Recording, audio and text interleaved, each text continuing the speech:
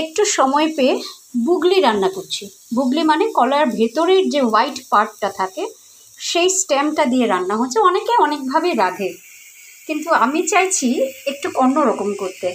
প্রথমে ওটাকে একটু ফাটিয়ে নিয়েছি, তারপর তাকে পিস পিস করলাম আলুর মতো, ছোট ছোট ছোট ছোট আলু, এবং ডুমো ডুমো আলুর সাথে তাকে একটু ভাজা করে নিচ্ছি, হালকা হালকা ফ্রাই করছি জাস্ট 5 ফোড়ন দিয়ে আর হলুদ নুন।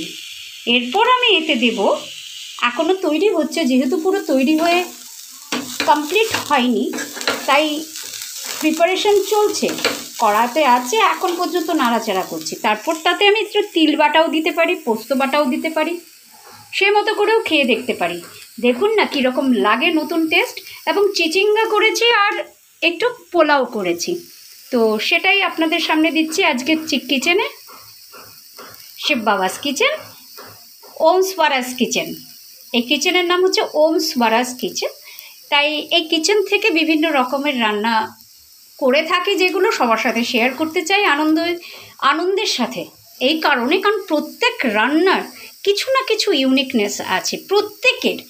যারাই রান্না করতে ভালোবাসেন, রান্না করেন, কিছু না কিছু যাই করেন ঘরে, যেটাই পোস্ট করেন, আমি সবগুলোতেই দেখতে পাই একটা আলাদা রকম তার মনোভাবনা এবং আলাদা রকম সেই সৌন্দর্যতা।